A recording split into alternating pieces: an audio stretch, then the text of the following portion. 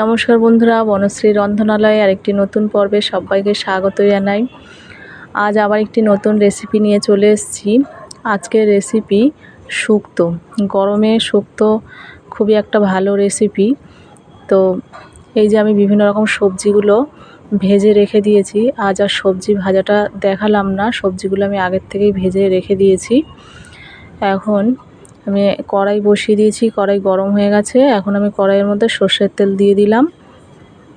তেল গরম হয়ে গেছে, এখন আমি তেলের মধ্যে 1 চামচ পরিমাণ রাঁধুনি ফোড়ন দিয়ে দিলাম। রাঁধুনি ফোড়নটা ফুটে গেছে, এখন আমি এর মধ্যে আগের থেকে যে সবজিগুলো ভেজে রেখেছিলাম সেগুলো একে একে সব দিয়ে দেব। আমি এখানে ভেজে রেখেছিলাম কাঁচকলা, পেঁপে, গাজর, ডাঁটা, উচ্ছে, আলু, রাঙা আলু, এরকম বিভিন্ন ধরনের সবজি যেগুলো শুক্তোতে লাগে সেগুলো আমি ভেজে রেখেছিলাম। এখন এর মধ্যে আমি সামান্য পরিমাণ হলুদ আর স্বাদ অনুযায়ী লবণ দিয়ে দিলাম, আর দিয়ে দেব বড় চামচের 1 চামচ মতো পোস্ত বাটা। দিয়ে সবজিটা ভালো করে নাড়াচাড়া করে নেব যাতে পোস্তটা সবজির সঙ্গে মিশে যায়।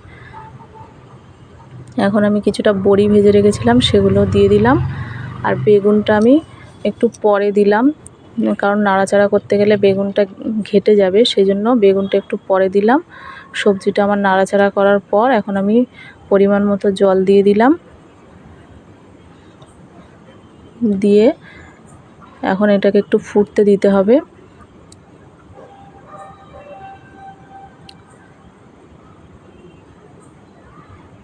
এই যে তরকারিটা ফুটে এসছে, এখন এটা আমি কিছুক্ষণের জন্য ঢেকে রেখে দেব। তো চ্যানেলে যদি কেউ নতুন হয়ে থাকেন চ্যানেলটা একবার সাবস্ক্রাইব করে রাখবেন, আর পাশে থাকা বেল আইকনটি প্রেস করে দেবেন যাতে আমার চ্যানেলের রান্না সবার আগে আপনাদের কাছে পৌঁছে যায়। আমি কিছুক্ষণ ঢাকা দিয়ে রেখেছিলাম, এখন ঢাকাটা খুলে দেখাচ্ছি। এখন একটু নাড়াচাড়া করে দেব। তো গরমে একবার এরকমভাবে শুক্তো বানিয়ে খাওয়ার অনুরোধ রইল। একবার এইভাবে বানিয়ে খেয়ে দেখবেন, আশা করছি ভালো লাগবে। আর গরমের শুক্তো তো খুবই একটা উপকারী রেসিপি, বাচ্চা বড় সবার জন্যই খুবই ভালো রেসিপি। তো নাড়াচাড়া করার পর আমি আর একবারও কিছুক্ষণ ঢাকা দিয়ে রেখে দিলাম। এখন ঢাকা খুলে নিয়েছি, নিয়ে আমি এর মধ্যে কিছুটা পরিমাণ দুধ ঢেলে দিলাম। দুধটা আমি ফুটিয়ে ঠান্ডা করে রেখেছিলাম। তো দুধটা দেওয়ার পরও তরকারিটা কিছুক্ষণ ফোটাতে হবে ভালোভাবে, আর একটু নাড়াচাড়াও করে দিলাম যাতে দুধটা সমস্ত তরকারির সঙ্গে মিশে যায়।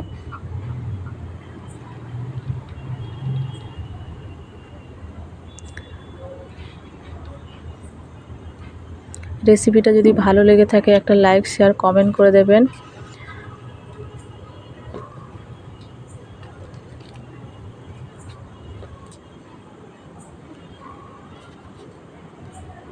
এখন এইভাবে একটু নাড়াচাড়া করে দিচ্ছি।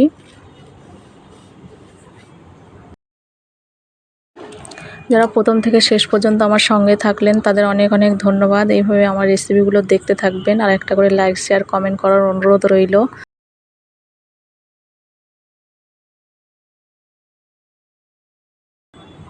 এখন ওপর থেকে আমি 2 চামচ পরিমাণ ঘি ছড়িয়ে দিলাম,